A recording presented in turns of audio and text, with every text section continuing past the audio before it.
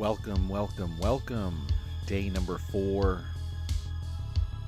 This is K22 for Sheevs Emporium with an alternate skin today. I'm going to be switching these out because the subject matter is far more important than the presenter. So, day number 4. Waiting for those of just joining in this Embroider challenge and how it's changed over the last 3 different sessions. Let's get over to the desk and really explain what's going to happen moving forward.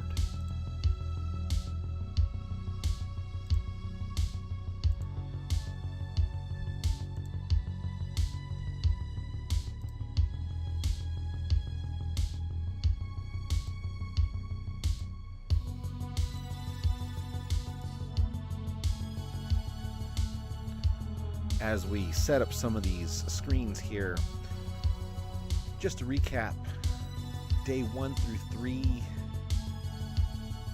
the concept was simple, but now that we've entered day 4, it's gotten a little bit more refined, a little bit more direct.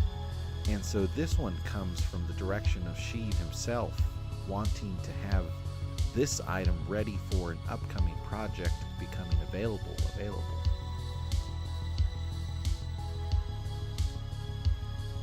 So I think once you see the subject matter,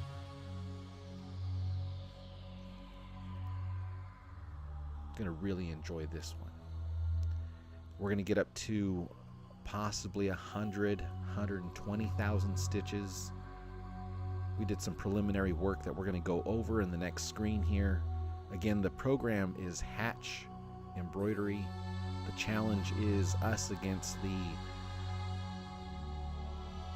AI software, the self-digitization button module within the program that allows you to auto-digitize, but oftentimes that file is not completely ready and machine-friendly or time-friendly. So we'll still compare, but this time we have an end result to actually embroider this item that you're going to see coming up. Let's go ahead and head right on over, so follow me.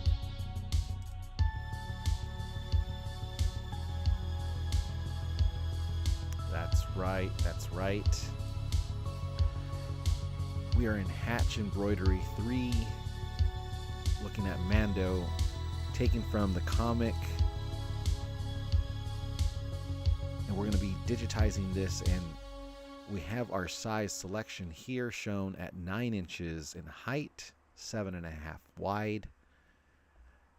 We have 3, 6, 9, 12. I say 12 colors because one of these is a repeat. This one here and this one here. If we show only the colors that we're using along the bottom here, we've selected our dark, our white, and bits and areas here between the canopy, the undersuit, darker tones, lighter tones, the gloves, darker and lighter, armor, darker or lighter. Then we have this control module here, darker and lighter. Again, one of these is a repeat, but what we've done here is sequenced them, placed them in such an order so we can understand how we're going to layer this. And so if you watched episodes 1 through 3,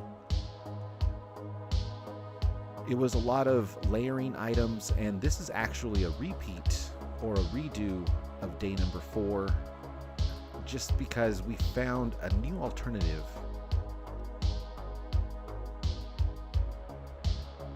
And so to kind of explain it, we can create a bunch of different shapes.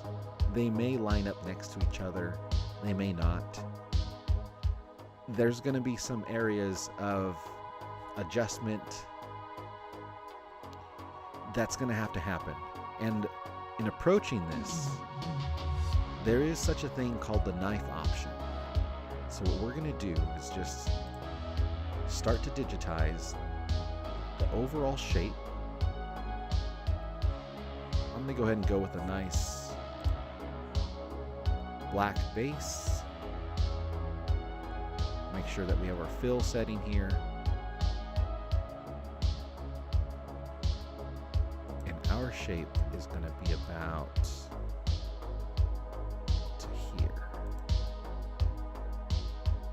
Now, here's where it gets interesting. By the way, quick check, this is 73,000 stitches, well within our limit of about 100,000 for the size project, which should take about 2.5 to 3 hours on a single head flatbed embroidery machine, alternating through these various 12 different colors that we have. So again, we're well within our limits. We have our goal and our target now, again, a little bit more refined from our previous days of just attempts. Now this is going to be a little bit more machine friendly. So this new technique and concept of using the knife tool happens when, let's lock our base layer. We don't want that shifting around. And for this large piece that we've selected, we're going to go ahead and start slicing this down. But in order for us to see the background, I'm going to change it over to a blanket.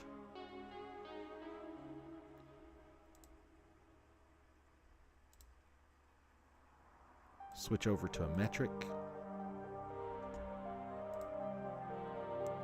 And you may not be able to see this on your screen, but we have our spacing at 2.5 millimeters,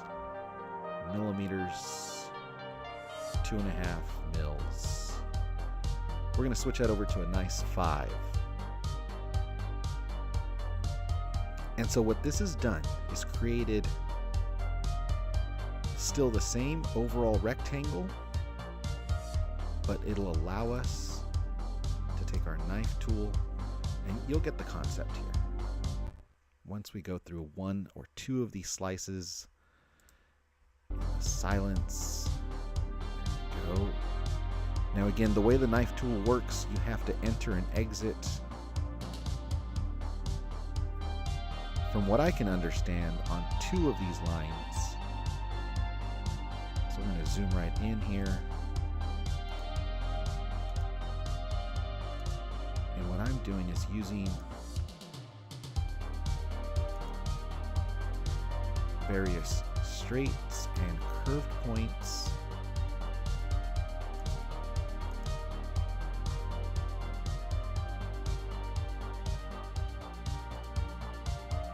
just to capture any of those details.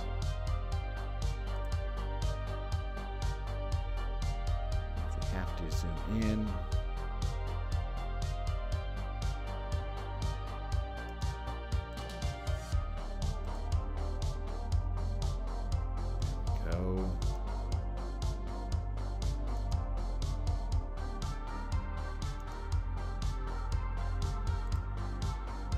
and we are working on a screen capture, so you'll be able to slow it down on rewatch for those interested in learning along what exact buttons we're pushing. Again, continuing this knife tool.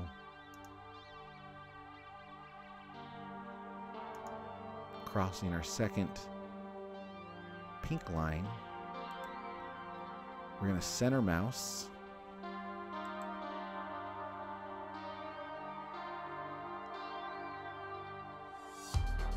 And there we go. We now have 2 separate shapes. The upper, which I'll change just now, just for the sake of example here. But what we also have is 2 shapes exactly up against one another. So there's no empty space. There's no reason to go back in and adjust any of these. These two shapes can be switched over to a tatami to better illustrate, and you would see they are completely connected, yet right up against each other. And this, in one knife cut, it allows to have both shapes be exactly where they need to be. So we're going to go switch back over to the blanket stitch on either one.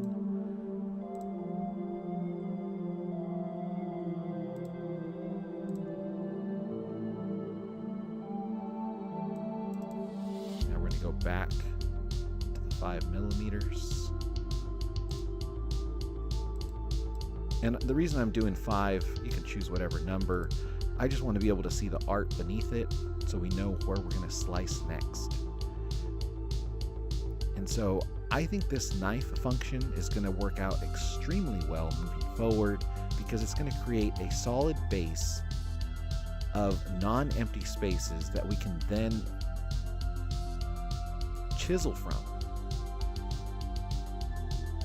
And so instead of adding on top of each other and having entry and exit points possibly overlapping and getting too puncture resistant, let's see how this works out. And again, we'll go to our knife tool. It highlights it. We have to cross 2 pink lines here. So we could do the helmet next. I'm thinking the black outline. Let's follow this here.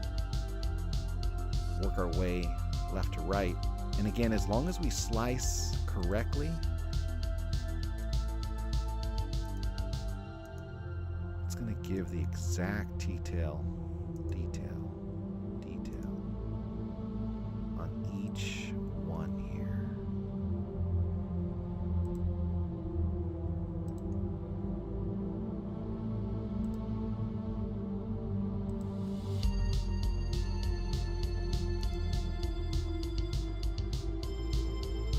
So we have to cross 2 pink lines, which means all I have to do is enter here.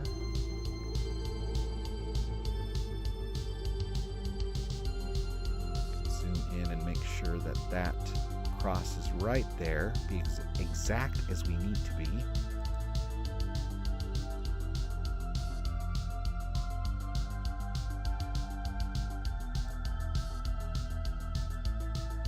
Go.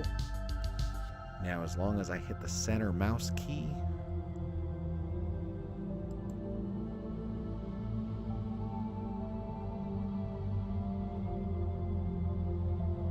and there we have it. Another shape exactly right up against another shape with no empty spaces behind this, making it a still intact canvas. And that's what we're going for.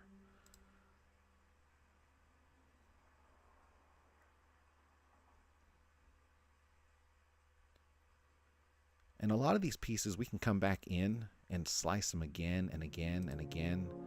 Now, I've noticed that it creates these link jump points, travel points between the slices. We'll leave them there for now. But as we come across them, just to clean up the file, we'll go ahead and slice them off if we need to. Once again, we have our highlighted section. We have our knife tool. I'm just working all the way around the armor, cape here.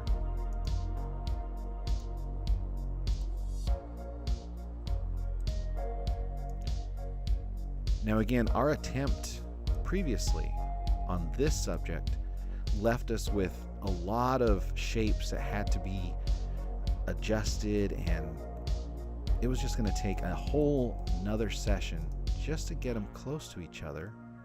Whereas this method,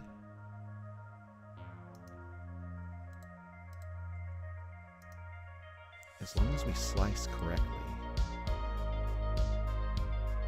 again crossing two pink areas, give us the right result. Zoom in where we have to. It's good enough there. Center mouse.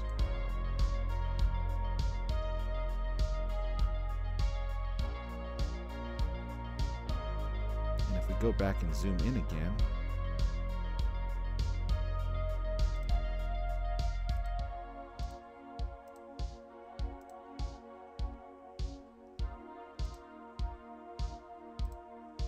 so these shapes are right next to each other.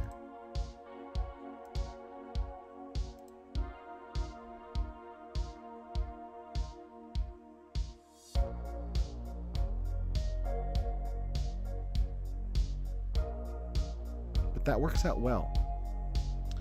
If we come back at a later time and attempt to put in more detail, it's going to give us that slight little channel to work in.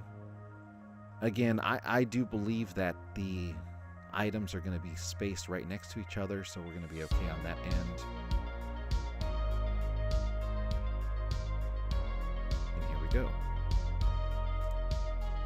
We're still working with our larger piece. Let's go ahead and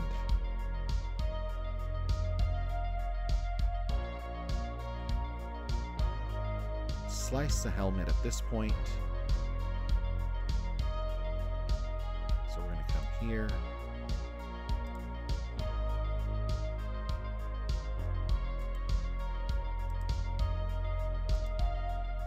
That nice detail in the front.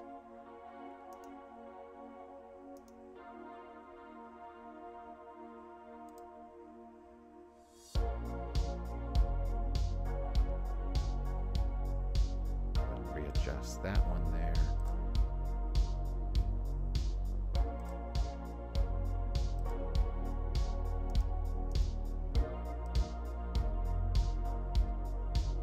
Again, crossing our second.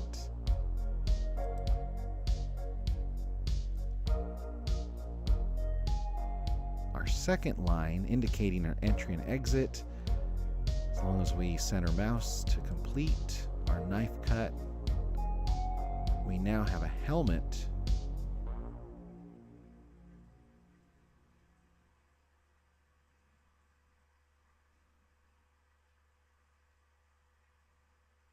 that is completely separate.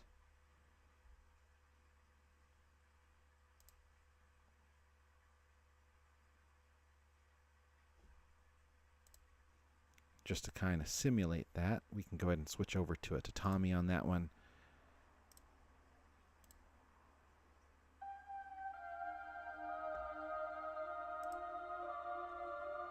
And there we are. The helmet is fully blocked off and separated from the other. Again, we'll switch it back to blanket. And we'll go back through and switch these over as needed when we start adding more detail. But again, this is one of the methods that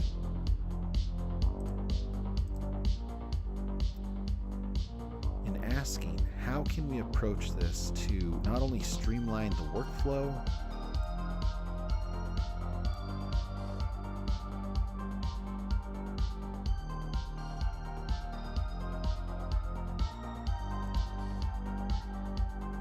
here we go. Let's go ahead and what I did is selected our knife tool. It highlights our object that we have, again, to show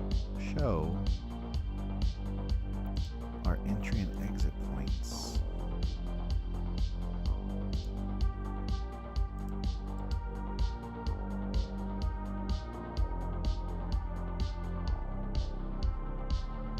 And there we have the top canopy.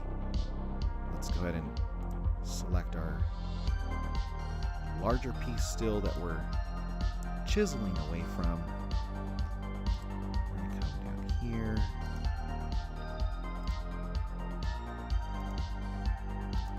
And again, I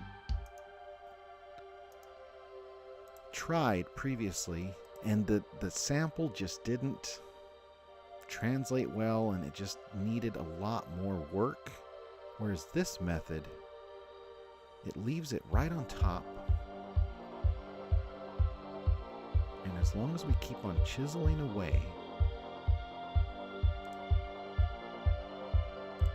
we can see that this is our remaining piece here. We can do armor, leave the arm,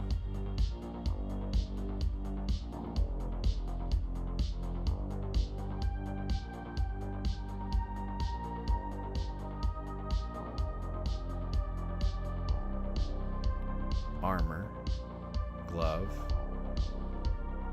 and we'll just keep on chiseling away.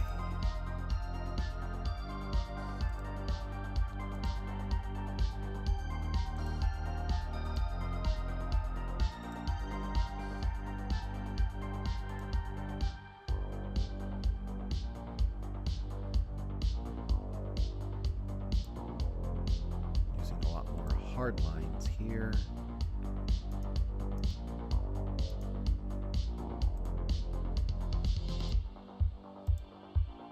Again, crossing our secondary.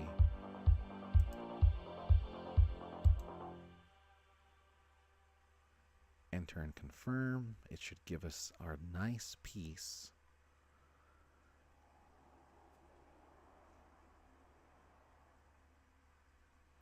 And there we go.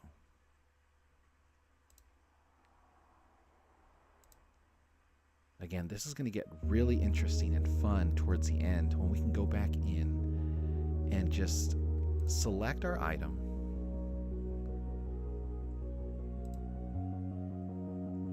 And look at this knife cut.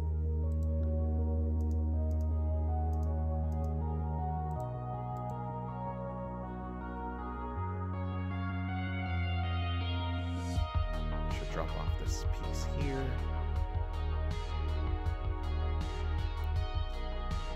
And again, really enjoying this because one cut creates both sides in equal size, doesn't really move them over much, leaves room for one to rest right up against the other.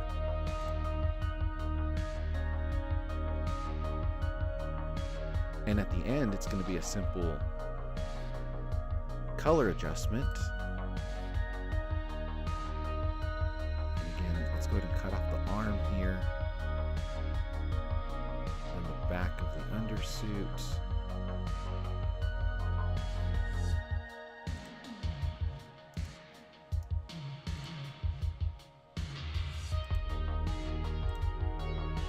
So the more efficient that you can get with a knife tool,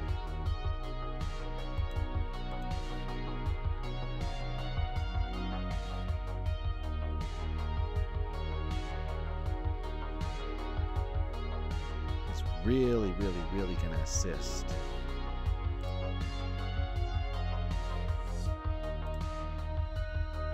Okay, so here's our selected item. Now, we can always make a hole, but I'm noticing again the knife tool has that specific rule. You must cross both pink boundaries to signify what exactly you're cutting out. That kind of makes sense.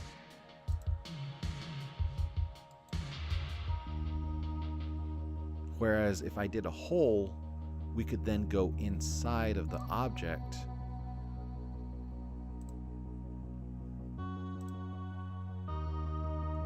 and it's right over here, digitize holes.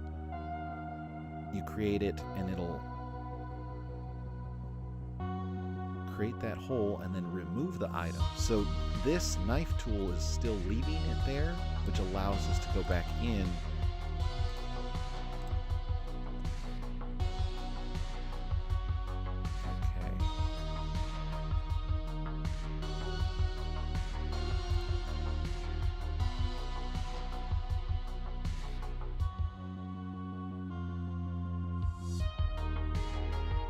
looking at our remaining shapes here. Let's go ahead and take care of the upper cape, the neck seal. And again, we're cutting largely by color, but also working through what would be like solid sections. Let's go ahead and come all the way up.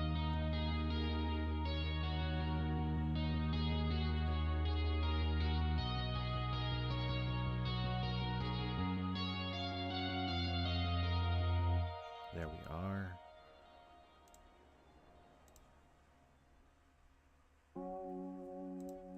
Let's go ahead and cut the remainder of the neck portion.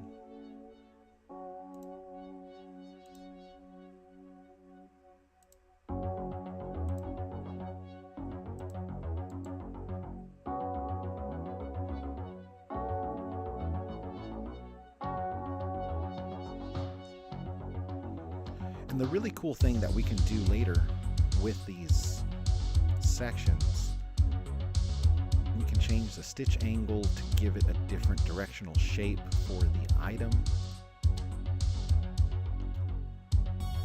So instead of doing one full shape, let's cut it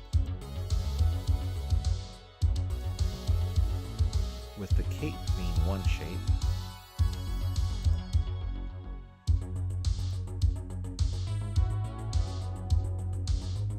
Exit there. Let's backspace, zoom in.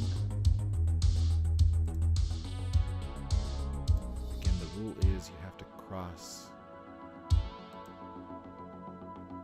in and out, so there we go, add a little bit more detail.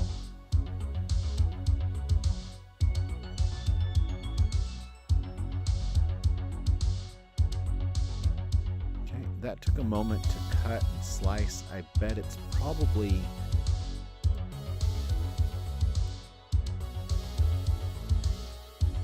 trying a little bit.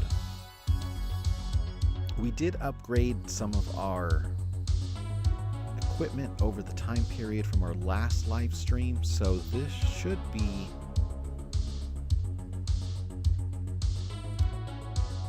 a little bit smoother. Let's go ahead and continue on with our knife tool.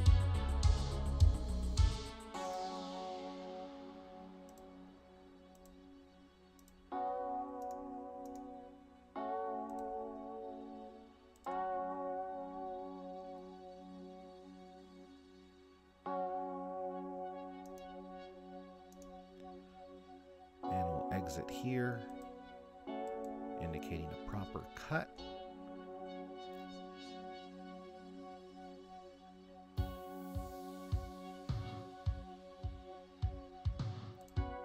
Remaining shape, we can do armor all the way around each of these ammo cartridges. Then the joystick, that's a solid cut. Here's a secondary cut, and then the third. Perfect.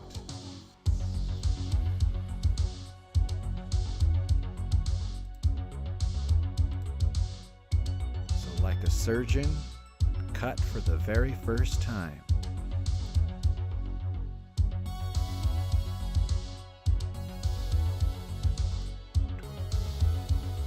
As long as we get exact, we can come back in and layer some of these fills and outlines. The largest part was just making sure we had the correct shape.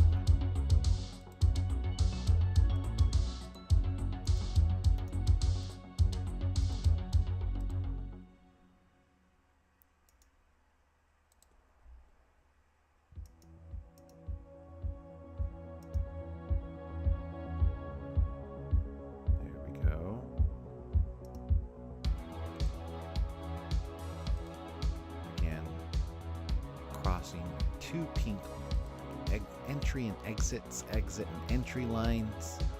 Just make sure that you complete the knife tool function.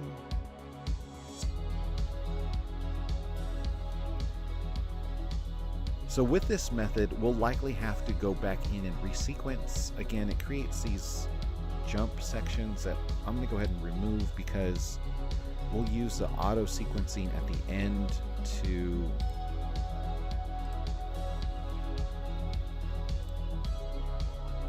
instead of it traveling and creating a line from one start and exit, is what it's trying to do.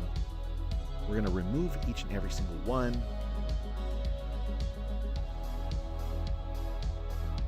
And once we have our base shapes, then we'll come back in. And look at that.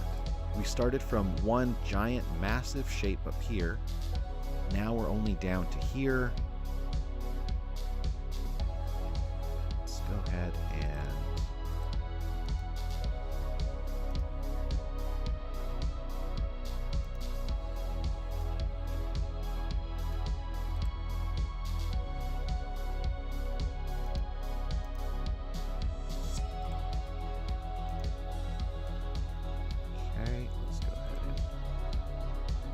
exit there.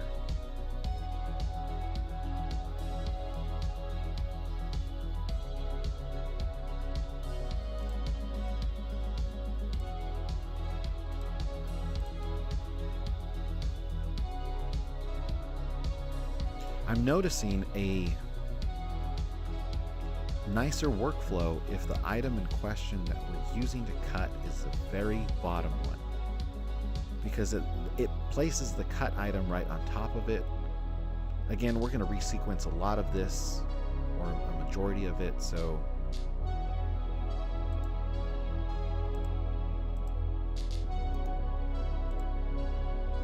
kind of still perfecting the workflow enough.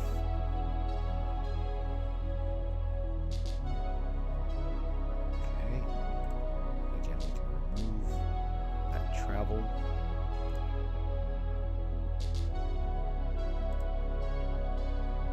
Let's go ahead and finish cutting.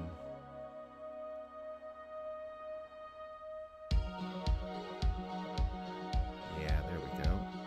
So again, just visualize the happy cuts.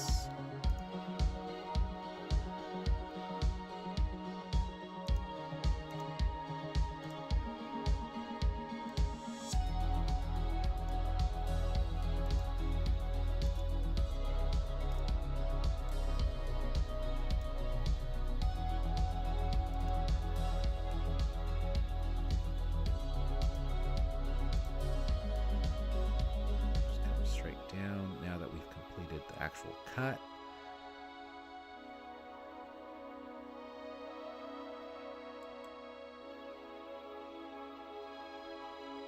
Now, this may be a little bit much, but we're going to cut it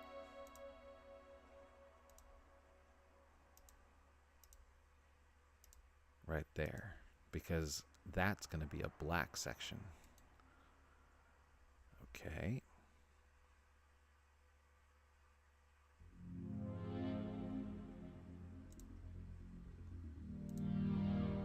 So this is our largest piece that remains.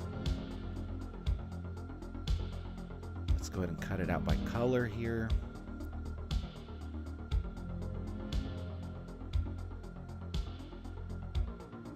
Come down and straight across. That looks great here.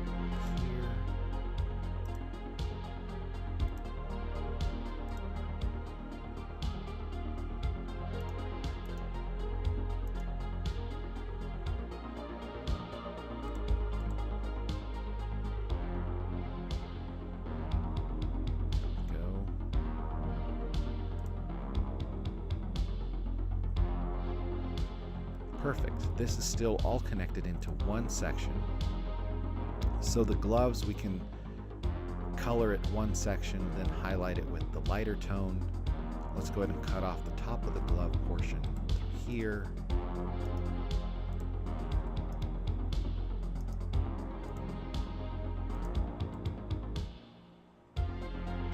ahead and hit a quick save on there.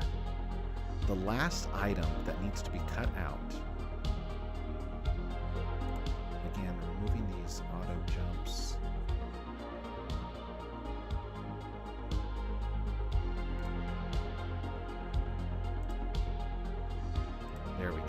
this section here has 3 buttons that we can trim off.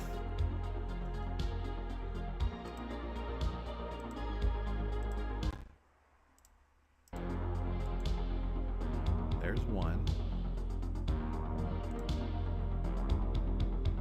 Again, moving it towards the bottom, removing that jump section.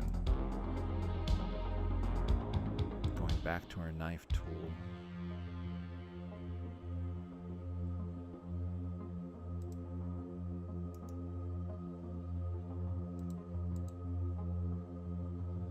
There we are.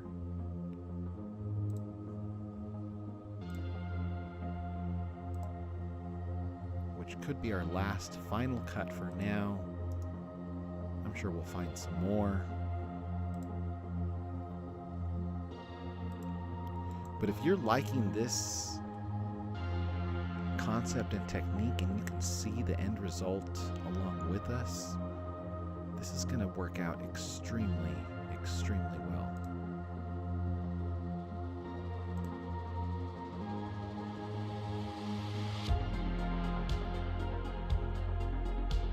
So what I'm thinking here is we can cut out the cylinders.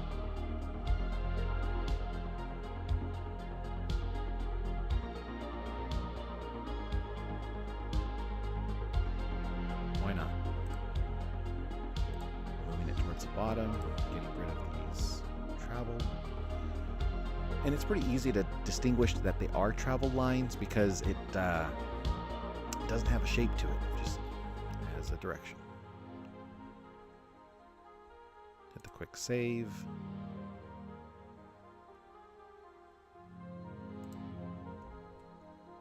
And let's go to our knife tool.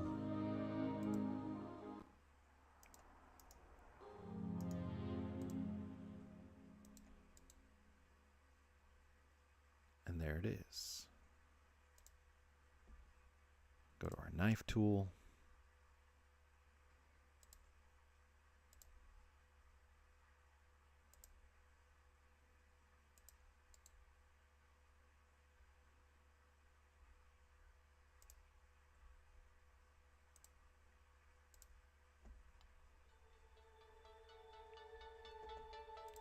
Come back to our knife tool.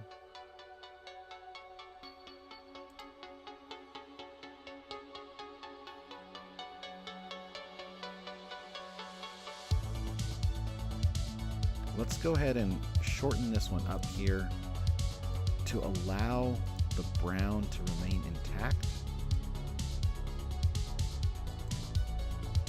And this is one of the many examples that where understanding a flatbed machine and trying to give the right path for digitization over time can make that choice for you. Instead of having 2 separate cuts, let's have 1 cut.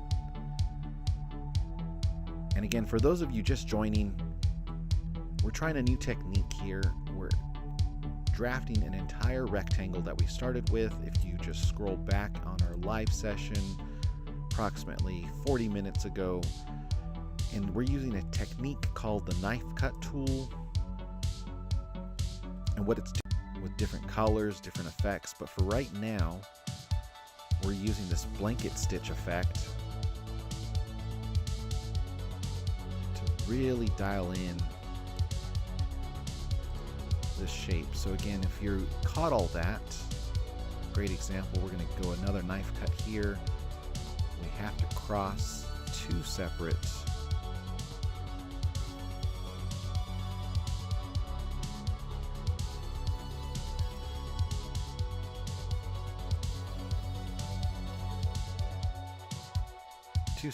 lines here. And again, there was some pause for effect for seeing where exactly. Let's try to keep this brown section fully intact.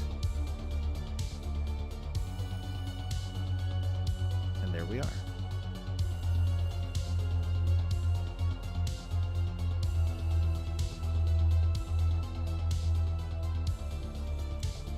So I'm going to go ahead and get rid of these travels.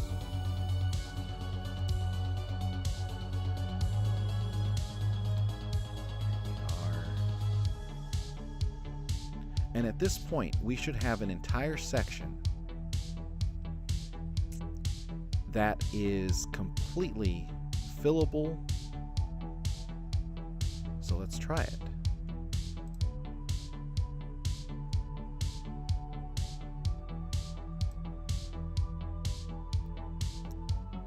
We're going to go with the number 10, which is going to be the silky white for the background up here.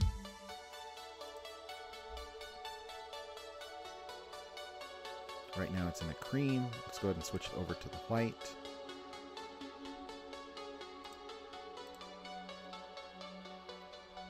And there we go. You're going to start to see this come to life right before you. This one we know is black, which it already is with the 11. Switch to a tatami. Okay.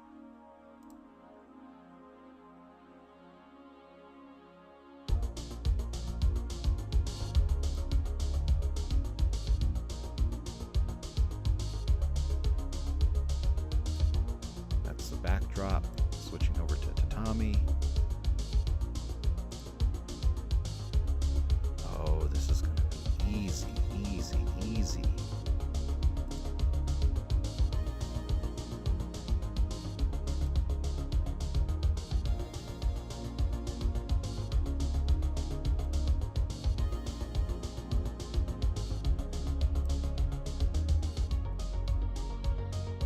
So before I move on to the next sections here, that's what's going to keep it more in line is did the black, did the white. The blue was in that detail area up there. Missed one black section though. Perfect, perfect.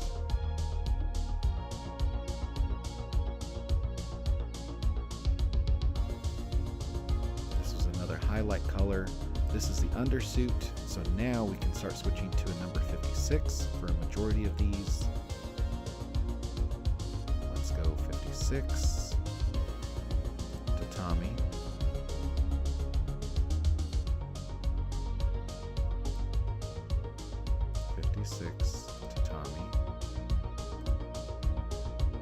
And I could do more than one. We can hit Control if we wanted to and hit more selections.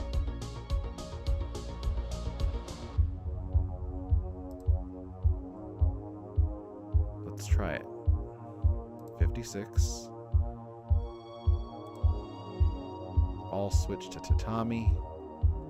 There we go.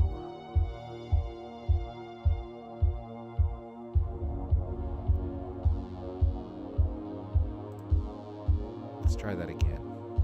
Select armor. We'll hit Control, select the rest of our armor sections.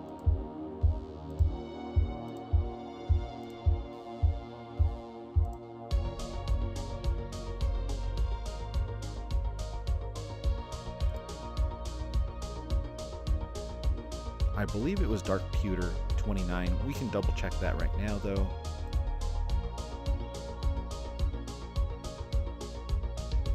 Seems a little darker than what it should be.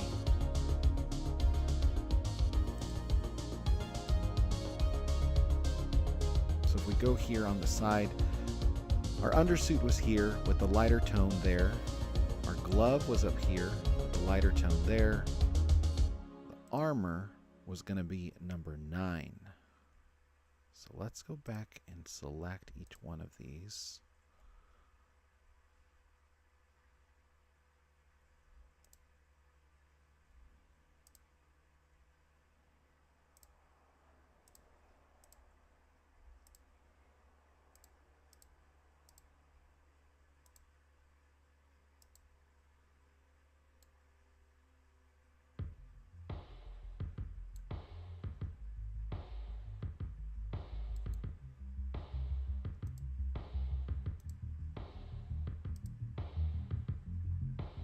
I'm going to go ahead and select the helmet as well. Switching them all to a number 9.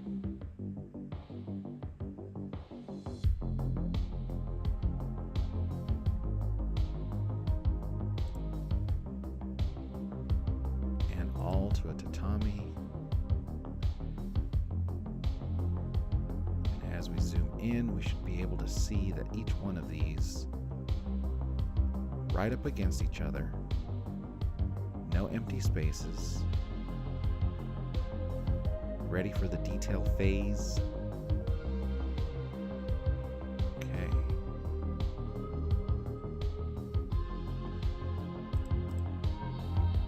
Now, undersuit, dark tone, lighter tone.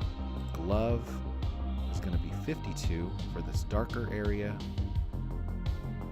So let's go ahead and select this. Hit 52. Hit tatami as well.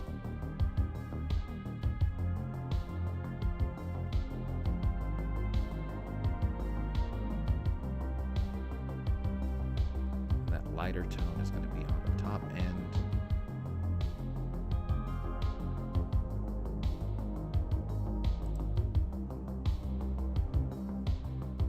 Joystick was going to be number 35. 35, tatami.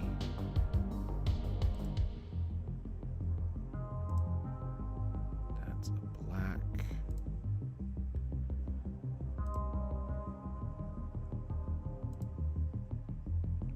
Hit that one with satin for now.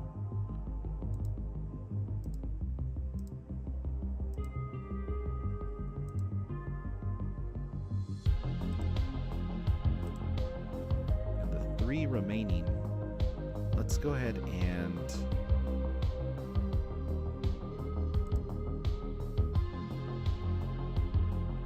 pick that bright orange.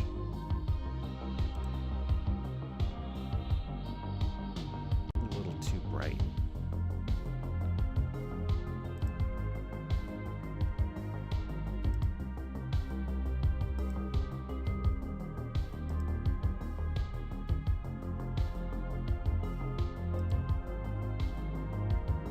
Buttercup seems a little bit better. And there we have it.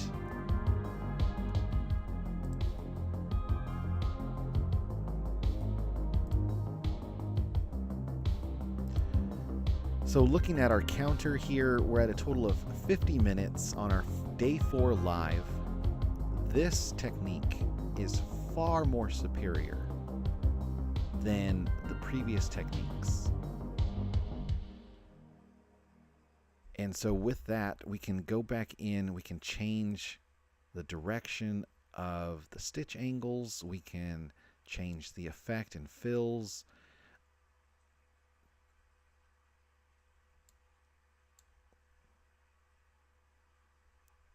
And we can also resequence this.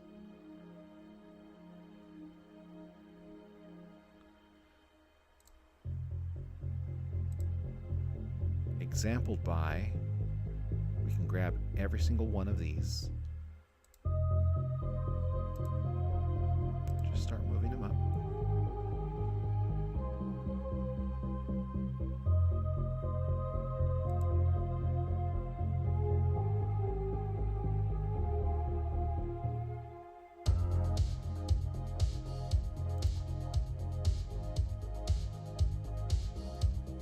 So if this were to stitch out, we would want the white,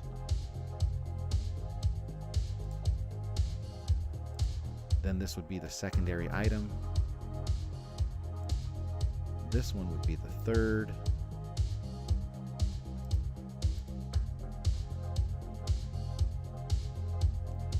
fourth, and fifth.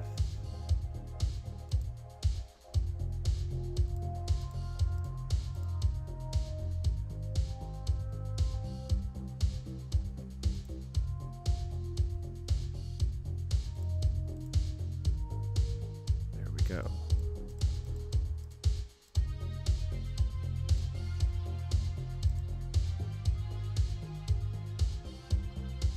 Then our next color would be black.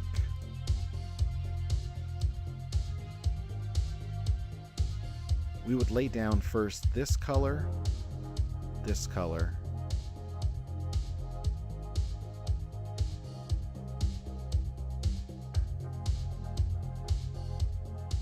possibly the glove.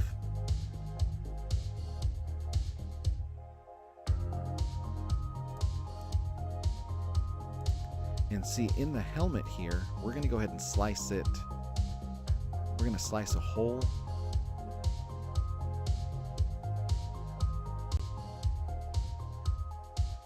Rather, we could just slice a knife cut in the shape of the T-visor.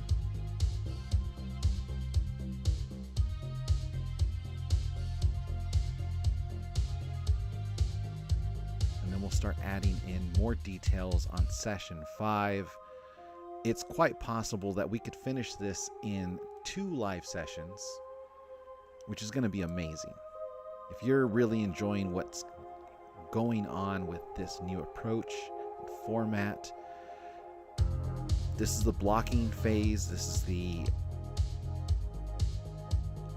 is also something that could be done off camera as well, as we probably move into more complex techniques. This is a pretty elementary approach, but it's going to create such detail.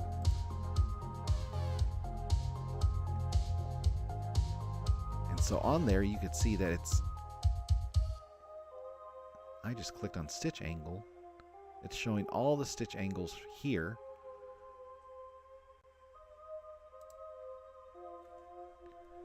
Let's go ahead and select this item.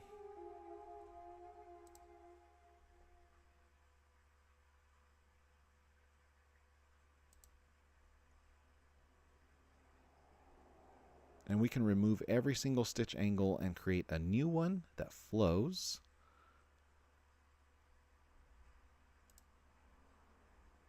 So that's kind of dipping into our next session here, but what we're going to be doing is again creating what is already a very machine-friendly digitized item. Let's go ahead and unhide this one. And currently, 86,000 stitches, even with all our details and added components with the removed overlaps, will probably still remain under 100,000, which is going to be exactly on cue, on par for this size. We're staying within the color range. Again, off stream, I may go back in and resequence these just to, for the sake of time, get us prepared for the next one, and the next one, and the next one. And so I invite you, day number 5 coming up very soon. Let's go ahead and attempt to wrap this one up, get it onto the flatbed machine,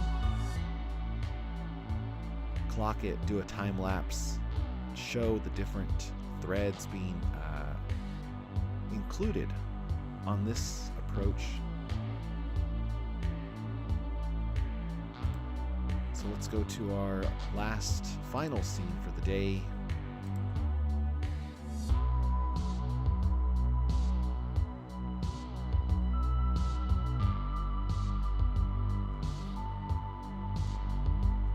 There we have it. Day 1 through 3, a little bit disorganized. Day 4, we have a better, stronger direction of exactly what we're going to be doing. Yes, it's a little bit instructive. It's a little bit more just relaxing with some of White Bat Audio, some of his recent offerings, which allow us to kind of get in the flow of digitizing, showing some of these items that are going to be offered. Again, join us for day number 5. I do appreciate any likes and subscribes as we are on our way to the YouTube Partnership Program. It's the whole point of why we're here, sharing some of what we know, learning what we don't know. So we're locking the vault doors now.